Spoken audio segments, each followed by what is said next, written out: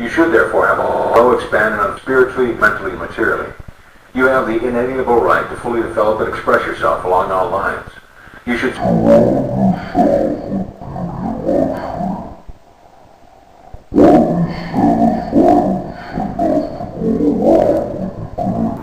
riches of the infinite. In this book you will learn to make friends with money, and you will always have a surplus.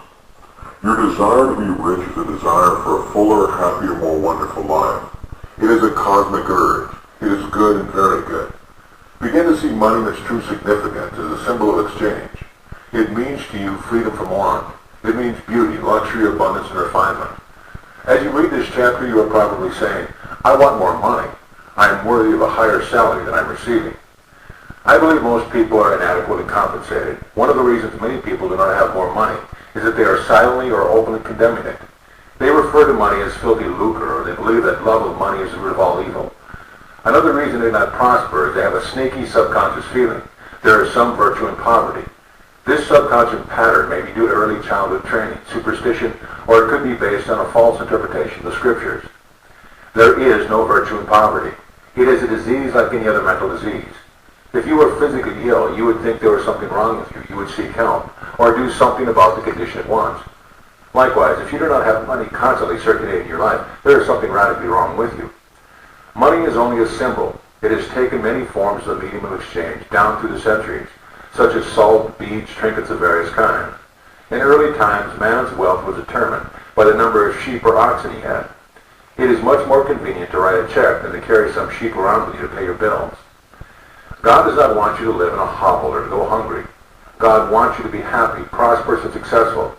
God is always successful in his undertakings, whether he makes a star or a cosmos. You may wish to take a trip around the world, study art in a foreign country, go to college, or send your children to a superior school. You certainly wish to bring up your children in lovely surroundings, so that they might learn to appreciate beauty, order, symmetry, and proportion. You were born to succeed, to win, to conquer all difficulties, and to have all your faculties fully developed. If there is financial lack in your life, do something about it. Get away immediately from all superstitious beliefs about money. Do not ever regard money as evil or filthy. If you do, you cause it to take wings and fly away from you. Remember that you lose what you condemn. Suppose, for example, you found gold, silver, lead, copper, or iron in the ground. Would you pronounce these things evil? God pronounced all things good. The evil comes from man's darkened understanding, from his unillumined mind, from his false interpretation of life, and his misuse of divine power. Uranium, lead, or some other metal could have been used as a medium of exchange. We use paper bills, checks, etc. Surely the piece of paper is not evil, neither is a check. Physicists and scientists know today that the only difference between one metal and another is the number and rate of motion of the electrons revolving around a central nucleus. They are now changing one metal into another through a bombardment of the atoms in a powerful cyclotron. Gold under certain conditions becomes mercury. It will only be a little while until gold, silver, and other metals will be made synthetically in a chemical laboratory. I cannot imagine seeing anything evil in electrons, neutrons, protons, and isotopes.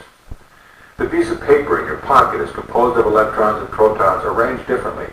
Their number and rate of motion is different. That is the only way the paper differs from the silver in your pocket. Some people will say, oh, people kill for money. They steal for money. It has been associated with countless crimes, but that does not make it evil. A man may give another $50 to kill someone. He has misused money and using it for a destructive purpose. You can use electricity to kill someone or to light the house. You can use water to quench the baby's thirst or to use it to drown the child. You can use fire to warm the child or burn it to death. Another illustration would be if you brought some earth from your garden and put it in your coffee cup for breakfast. That would be your evil, yet the earth is not evil. Neither is the coffee. The earth is misplaced. It belongs in your garden. Similarly, if a needle were stuck in your thumb, it would be your evil. The needle or pin belongs in a pincushion, not in your thumb. We know the forces of the elements of nature are not evil. It depends on our use of them, whether they bless or hurt us. A man said to me one time, I am broke. I do not like money. It is the root of all evil. Love of money to the exclusion of everything else will cause you to become lopsided and unbalanced. You are here to use your power or authority wisely. Some men crave power, others crave money. If you set your heart on money and say, that is all I want, I'm going to give all my attention to amassing money. Nothing else matters. You can get money and attain a fortune, but you have forgotten that you are here to lead a balanced life. Man does not live by bread alone. For example, if you belong to some cult or religious group and become fanatical about it, excluding yourself from your friends, society, and social activities, you will become unbalanced, inhibited, and frustrated. Nature insists on a balance. If all your time is devoted to external things and possessions, you will find yourself hungry for peace of mind, harmony, love, joy, or perfect health. You will find that you cannot buy anything that is real. You can amass a fortune or have millions of dollars. This is not evil or bad. Love of money to the exclusion of everything else results in frustration, disappointment, and disillusionment. In that sense, it is the root of your evil. By making money your sole aim, you simply made a wrong choice. You thought that it was all you wanted, but you found after all your efforts that it was not only the money you needed. What you really desired was true place, peace of mind, and abundance. You could have the millions of millions if you wanted them, and still have peace of mind, harmony, perfect health, and divine expression. Everyone wants enough money, and not just enough money to go around. He wants abundance and despair. He should have it. The urges, desires, and impulses we have for food, clothing, homes, better means of transportation, expression, procreation, and abundance are all God-given, divine, and good. But we may misdirect these impulses, desires, and urges, resulting in evil or negative experiences in our lives. Man does not have an evil nature. There is no evil nature in you. It is God, the universal wisdom, or life-seeking expression through you. For example, a boy wants to go to college, but he does not have enough money. He sees other boys in the neighborhood going off to college and university. His desire increases. He says to himself, I want an education too. Such a youth may steal or embezzle money for the purpose of going to college. The desire to go to college was basically and fundamentally good. He misdirected that desire or urge by violating the laws of society, the cosmic law of harmony, or the golden rule. Then he finds himself in trouble. However, if this boy knew the laws of mind and his unqualified capacity through the use of the spiritual power to go to college, he would be free and not in jail. Who put him in jail? He placed himself there. The policeman who locked him up in prison was an instrument of the man-made laws which he violated. He first imprisoned himself in his mind by stealing and hurting himself. Fear and a guilt consciousness followed. There is the prison of the mind, followed by the prison walls made of bricks and stones. Money is a symbol of God's opulence, beauty, refinement, and abundance, and it should be used wisely, judiciously, and constructively to bless humanity in countless ways. It is merely a symbol of the economic health of the nation. When your blood is circulating freely, you are healthy. When money is circulating freely in your life, you are economically healthy. When people begin to hoard money, put it away in tin boxes, and become charged with fear, there is economic illness. The crash of 1929 was a psychological panic. It was fear seizing the minds of people everywhere. It was a sort of negative, hypnotic spell. You are living in a subjective and objective world. You must not neglect the spiritual food, such as peace of mind, love, beauty, harmony, joy, and laughter. Knowledge of the spiritual power is the means to a royal road to riches of all kinds, whether your desire is spiritual, mental, or material. The student of the laws of mind, or the student of the spiritual principle, believes and knows absolutely that regardless of the economic situation, stock market fluctuations, depression, strikes, war, or other conditions and circumstances, he will always be amply supplied regardless of what form money may take. The reason for this is he abides in the consciousness of wealth. The student has convinced himself in his mind that wealth is forever flowing freely in his life, and there is always a divine surplus. Should there be a war tomorrow and all the student's present holdings become valueless, as the German march did after the First World War, he would still attract wealth and be cared for, regardless of the form the new currency took. Wealth is a state of consciousness. It is a mind conditioned to divine supply of forever flowing. The scientific thinker looks at money or wealth like the tide. That is, it goes out, but it always comes back. The tide never fails, neither will man supply when he trusts in tireless, changeless, immortal presence, which is omnipresent and flowing ceaselessly. The man who knows the workings of the subconscious mind is never, therefore, worried about the economic situation, stock market panics, devaluation, or inflation of currency, since he abides in the consciousness of God's eternal supply. Such a man is always supplied and watched over by an overshadowing presence. Behold the birds of the air, for they sow not, neither do they reap, nor gather in barns. Get your... This video prepared for you by Anthony Gentil, the webmaster for KnowledgeFinancial.com and FinancialAcademySchool.com. the founder and CEO of By E-Market Enterprise and VBC Visionaire Business Center.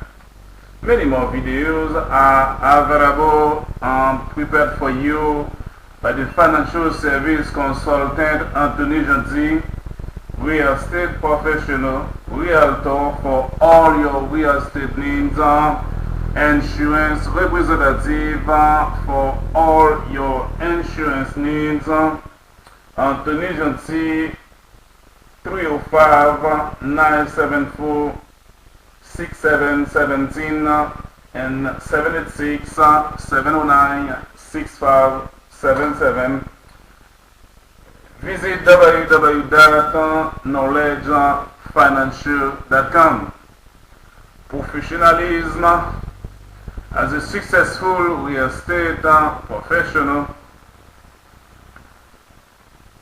your listings will be on over 100 different websites, blogs, or social media, where thousands of potential buyers will be able to see your property. Let me be your trusted real estate advisor, your informational sources. It is permitted you as a buyer or sellers to use my precious time, my expertise, my market knowledge, and my experience.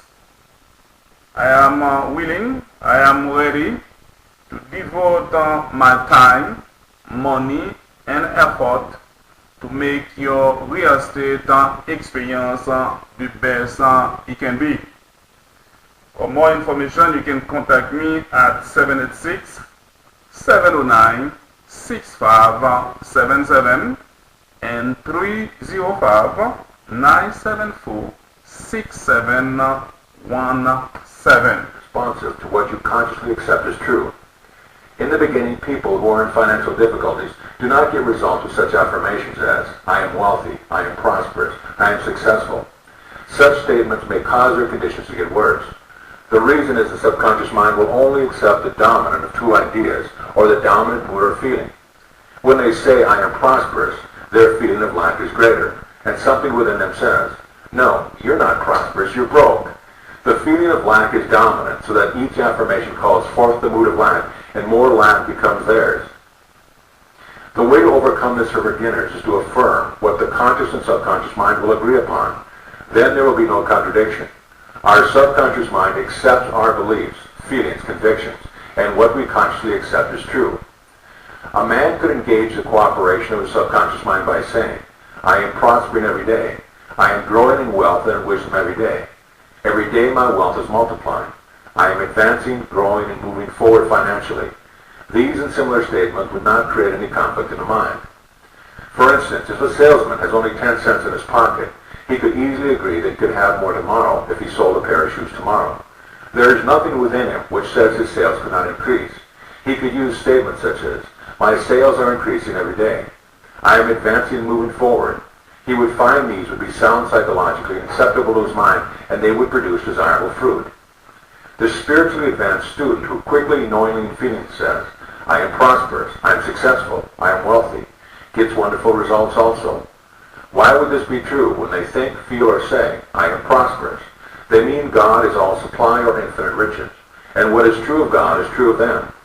When they say, I am wealthy, they know God is infinite supply, the inexhaustible treasure house, and what is true of God is therefore true of them, for God is within them.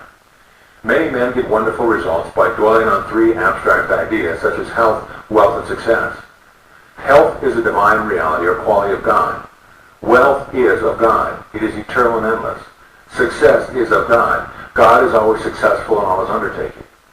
The way they produce remarkable results is to stand before a mirror as they shave and repeat for 5 or 10 minutes, health, wealth, and success.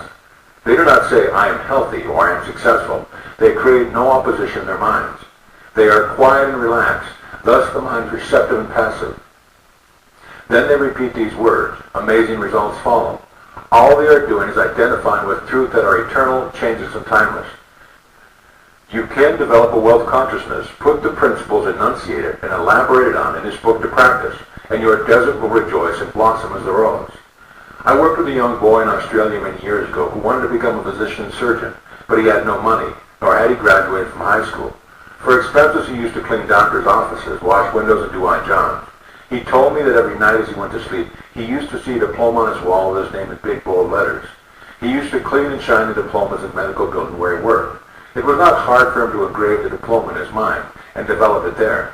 I do not know how long he continued this imagining, but it must have been for some months. Results followed as he persisted. One of the doctors took a great liking to this young boy, and after training him in the art of sterilizing instruments, giving hypodermic injections and other miscellaneous first aid work, he became a technical assistant in his office. The doctor sent him to high school and also to college at his own expense.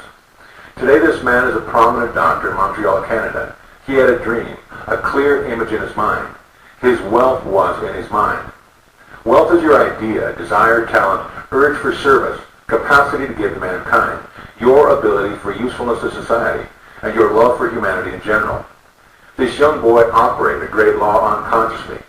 Thomas Troward said, "Having seen the end, you have willed the means to the realization of the end." The end in this boy's case was to be a physician. To imagine, see and feel the reality of being a doctor now, to live with that idea, sustain it, nourish it, and to love it until through this imagination is penetrated the layers of the subconscious mind, become a conviction, and pave the way to the fulfillment of your dreams. He could have said, "I have no education. I do not know the right people. I am too old to go to school now. I have no money. It would take years, and I am not intelligent." He would then be beaten before he started. His wealth was in the use of the spiritual power within him, which responded to his thought.